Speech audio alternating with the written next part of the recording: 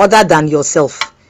You're talking about customer service. So customer service is all encompassing. It doesn't matter which sector, whether it's religious, it's business, wherever, even in your family, you need customer service.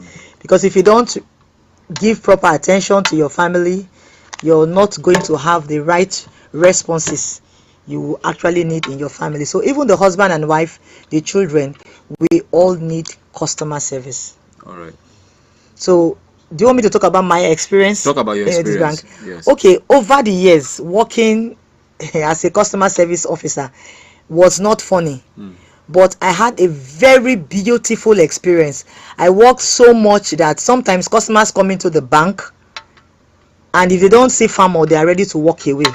I remember one particular experience. I was actually out for vacation, and I heard a customer came to the office, and he came and saw that my desk was, well, I was not there, somebody else was seated, and immediately he asked of me, and he said she's on vacation. He was going out, and then they said, Oga, come now, we will attend to you. He said, no, it's farmer I want to see. For me, having to work in customer service was a wow experience, because I found out that no two people are going to relate with you the same way. Even twins that are born, actually called twins, they are supposed to be like the same, but they are never the same. They will never the same way.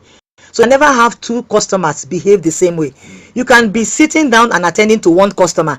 The same question that that customer is asking you is the same question the next person standing is about to ask you. But you have already answered the person, and you will think that that person will walk away because you have answered the person. No, that person will come for his or her turn and ask you the same question. You know, naturally you can be saying, but I just finish explaining to him or to her now. But that's not what I used to do, and that's not what customer service is expected to be. You attend to that person individually. So you need to have a personal touch with that person. So what I used to do was I always kept a smiling face. Always. In fact, somebody even, was it just yesterday, somebody asked me, don't you ever get angry? I told them that when I'm coming out of my house, I drop my problem at my door. If I'm leaving my office, I leave that situation of the office at the door. So when I'm coming to work, I know that I'm going to meet different people with different scenarios. So what do? I, like the Bible say, I get up my loins with strength and strengthen myself. So as I'm entering my office door, I'm going to be smiling. I don't care what problem that person is coming. When they see my smile, like they'll say, they'll even melt. Once they see me and I'm smiling, they're even ready to walk up to me. Now, coincidentally, when I was working in my first office as in the bank, I worked in an environment where they were all guys. So the day I entered the office, I heard a comment, I don't bring flesh come. And I was very small or very young. So I was wondering what it meant by, I don't bring flesh come. But I was just smiling. And I noticed that everybody was, then I was a teller. They left all the other staff and they were all coming to me. They said, I like that woman, she always smile.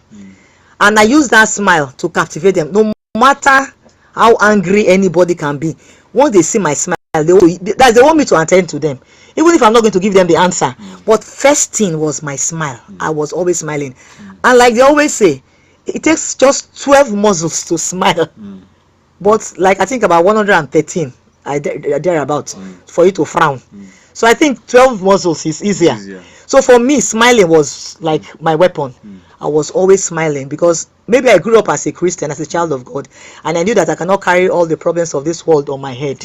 And then working as a service person, knowing that people will walk up to you with different problems, I was always ready to put up my front foot, and that my foot was a smile. So I was always smiling. And then smiling, another thing I was always trying to do was to listen to the customers.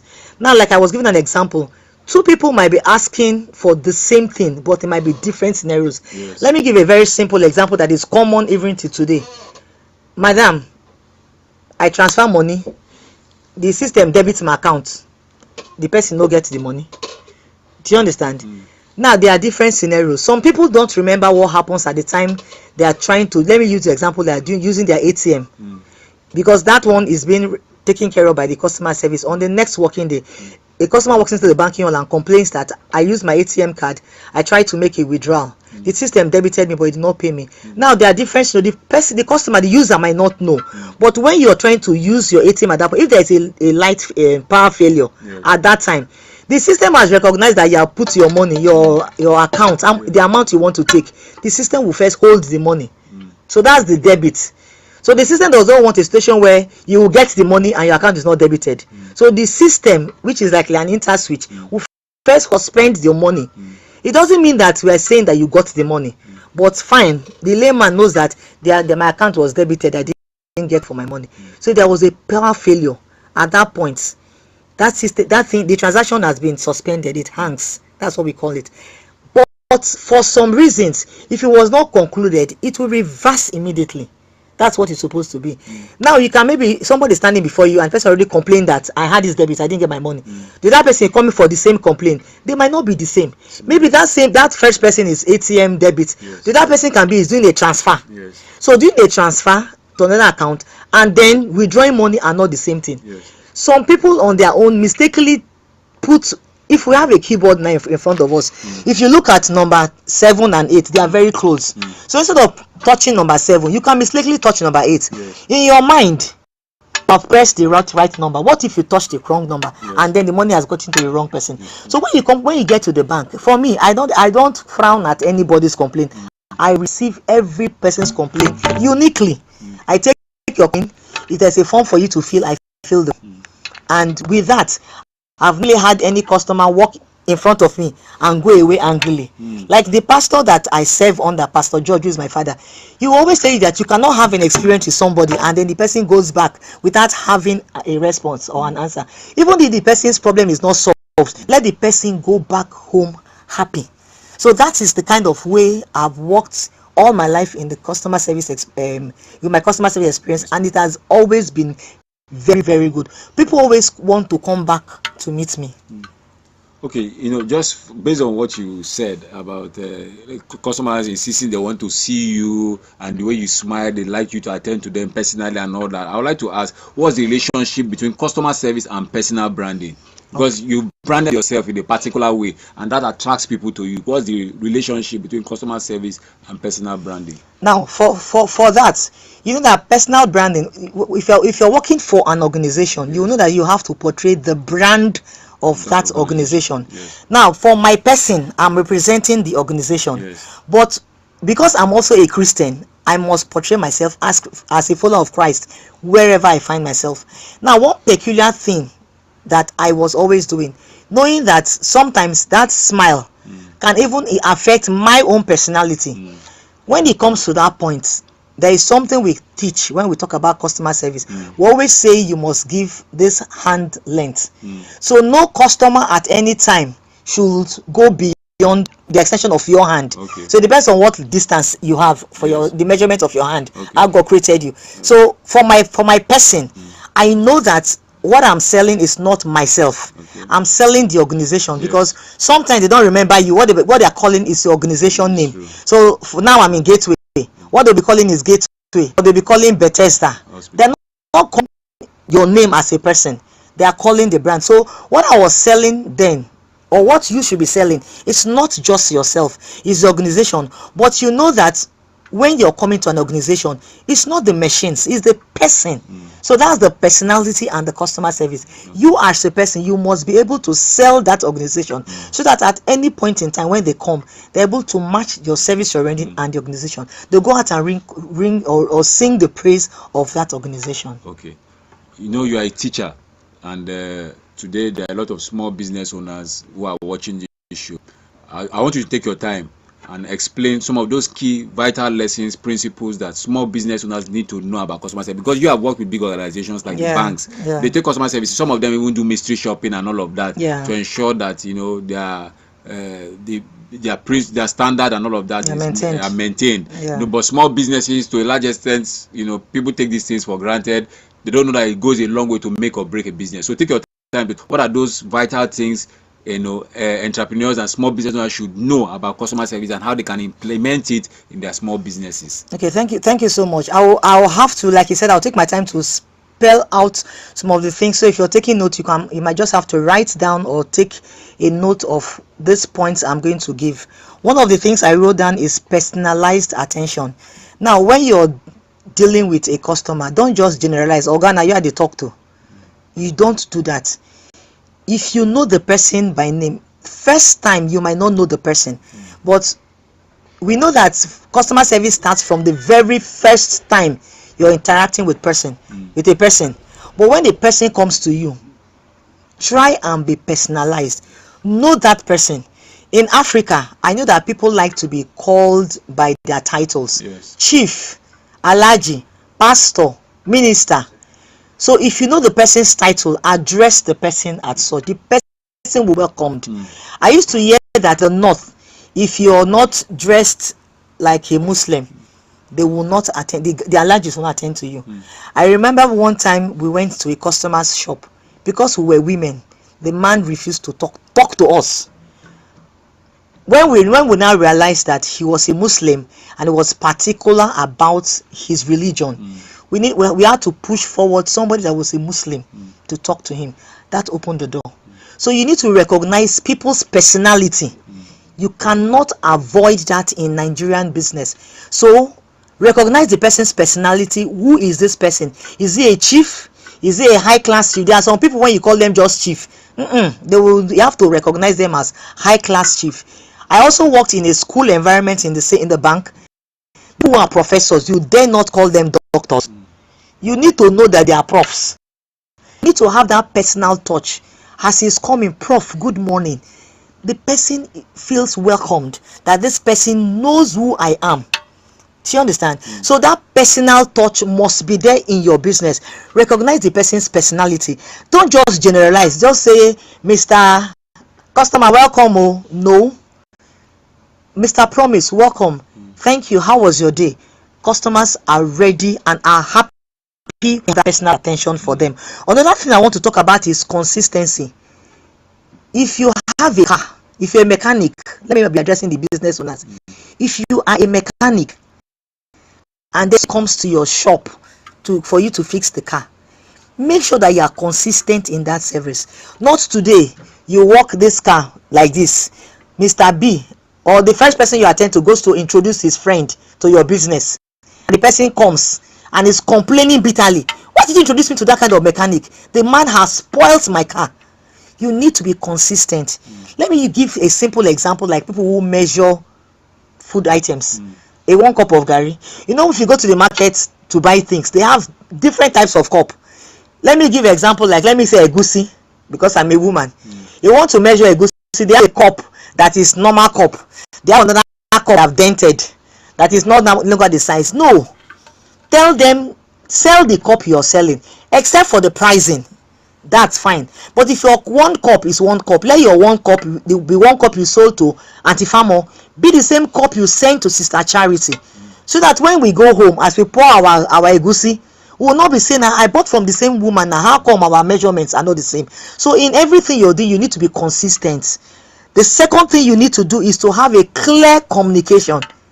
Clear communication. If we're in a class now, I would have been asking you to repeat after me. Clear communication. Clear communication. Clear communication. Clear communication.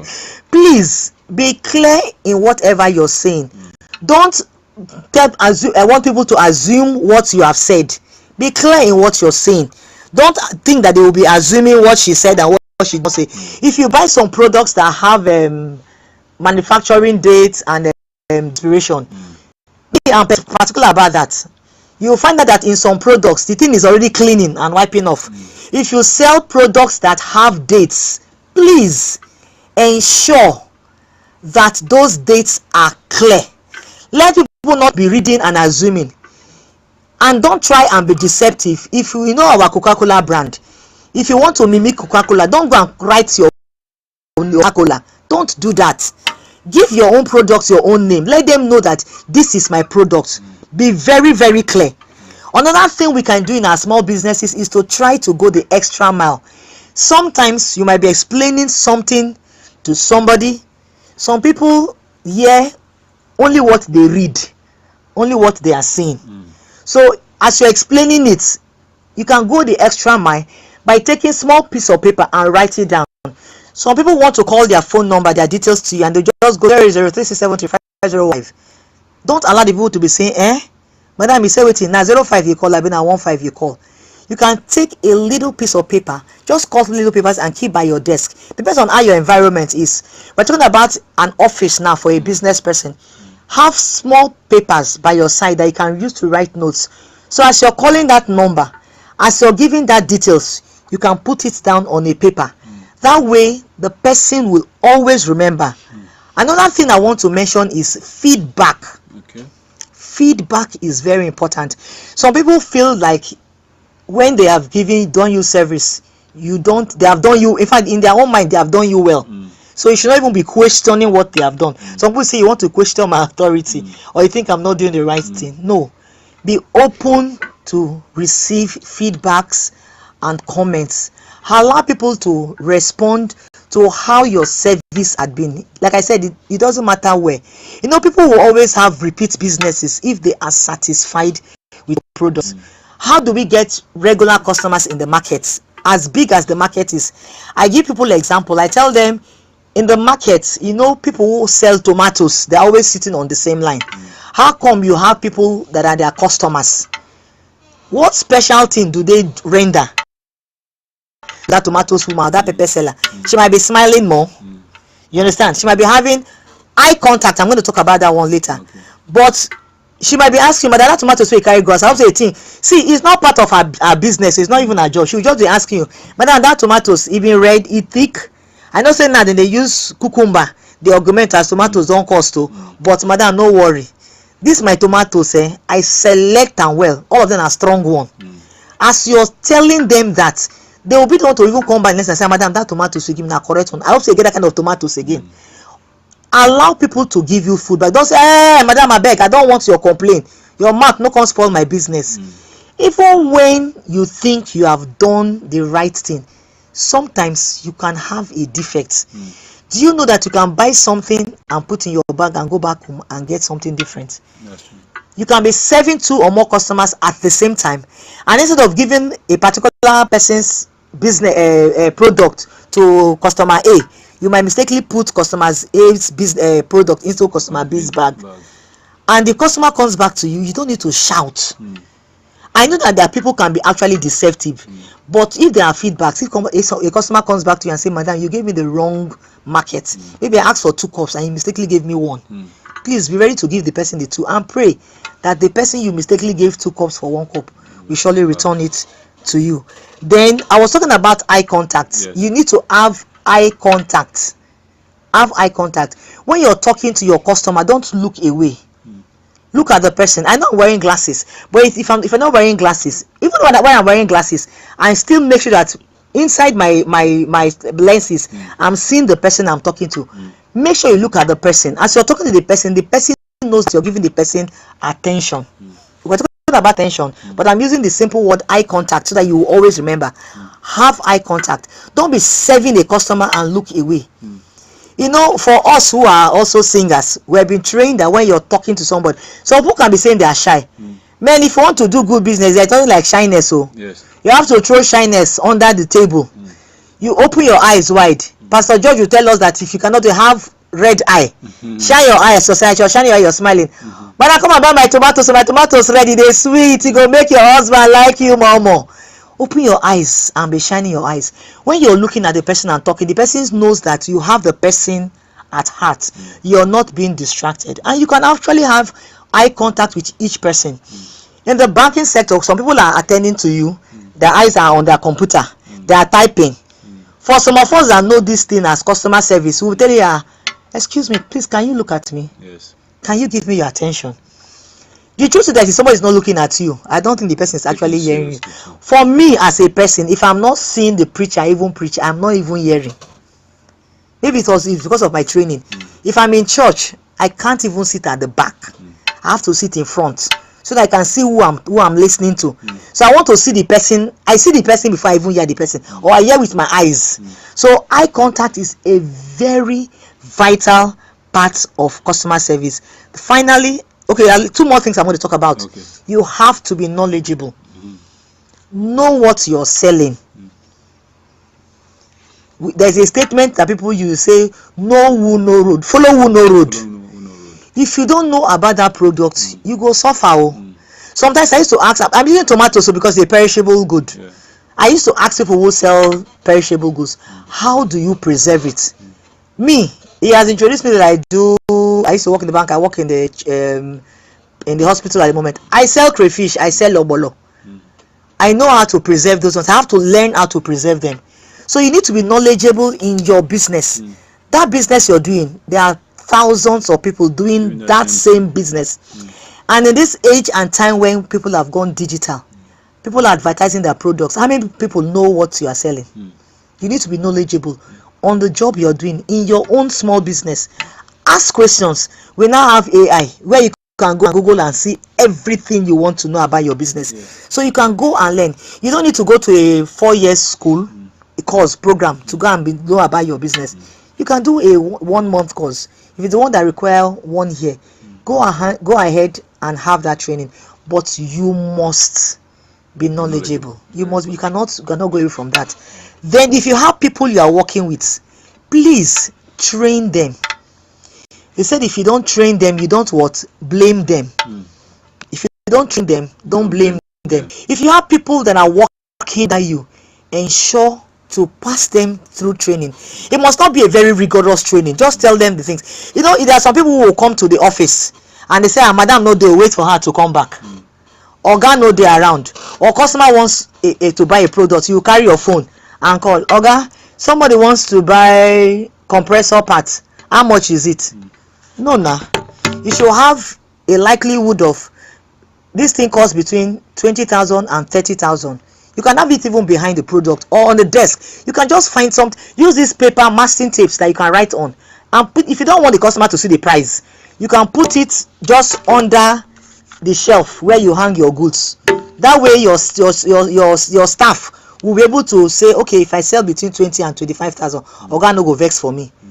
So you should also train your staff. Don't just let them afloat, because a customer comes to your office every day. You have to call Oga before they give you price.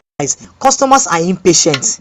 Nigeria is even very sweet right now for people to come and sit down and wait for you. Like I said, if you want to buy tomatoes, there are 1,001 people selling. So if you are wasting time going to look for madam for price, they'll walk away to another shop. So be knowledgeable and be ready to train your people. Finally, on this part, be friendly.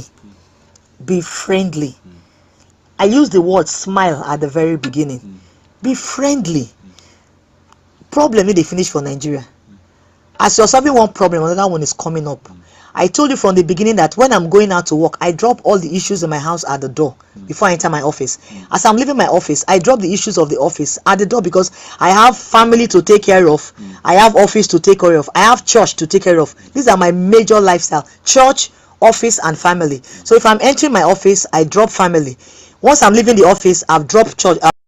If I'm going to church, I focus on church. Do you understand? So have a friendly disposition at every point in time, and I'm sure your business will be top. Wow, thank you very much, man.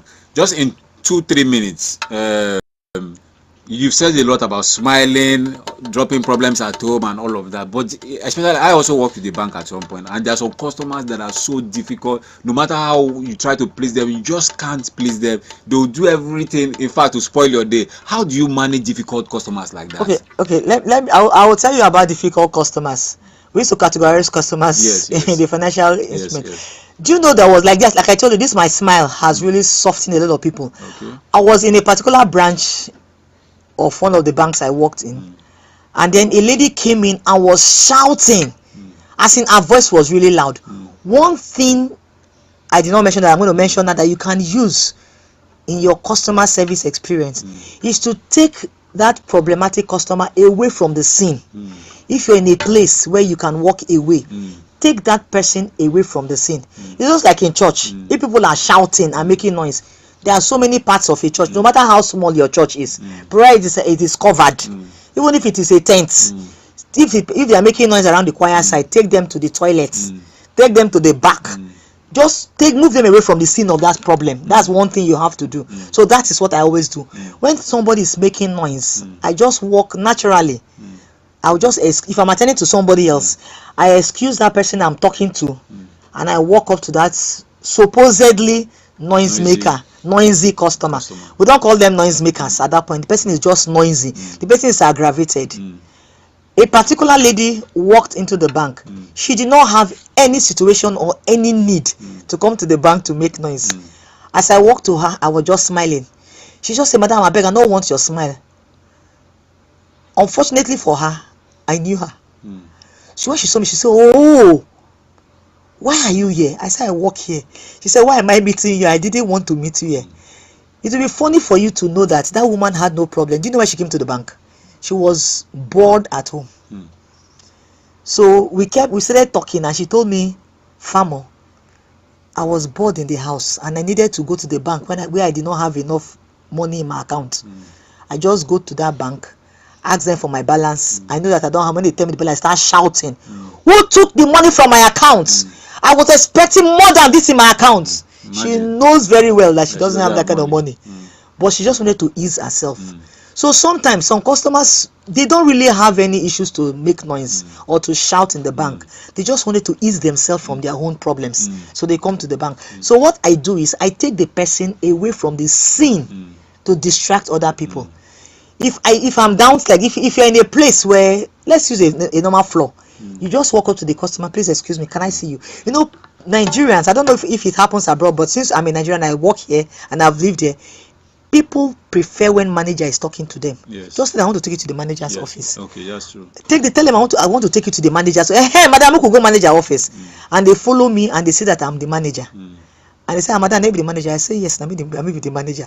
I like staying in the floor because I want to really see these kind of problems. Because sometimes young people don't know, the younger people in the bank, they don't really know how to attend to these people.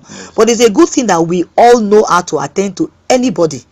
Another thing that we need to know, sorry to take your time, another thing we need to know is that when you're serving people, you need to categorize them. Like I talked about having that personal touch. You need to have respect for older people. You need to give respect to pregnant women and the female gender. Those are very, very vital parts. You have to parts. stop here. Sorry, because of time. But I know you also provide consultancy services. I believe so.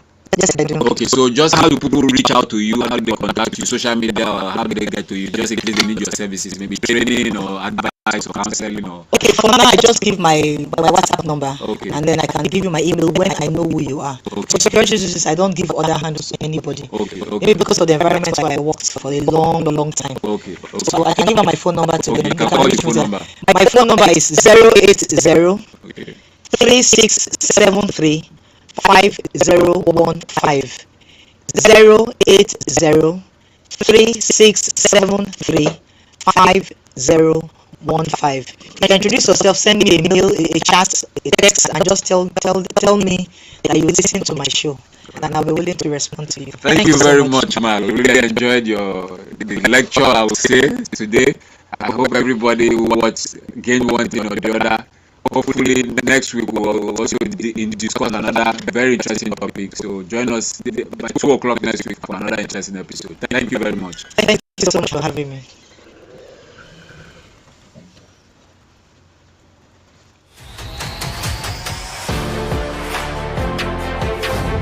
Hello viewers, do you know that there's greatness on your inside?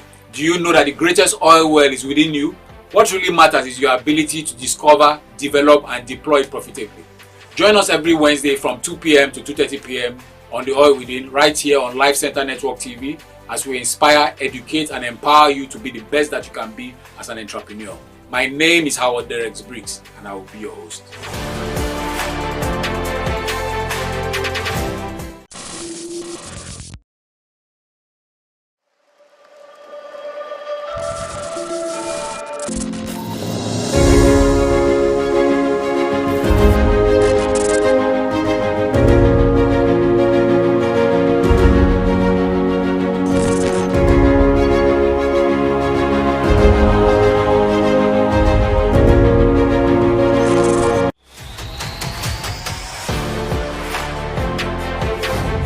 Hello viewers, do you know that there's greatness on your inside?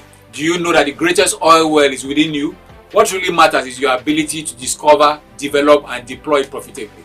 Join us every Wednesday from 2 p.m. to 2:30 p.m. on The Oil Within, right here on Life Center Network TV, as we inspire, educate, and empower you to be the best that you can be as an entrepreneur.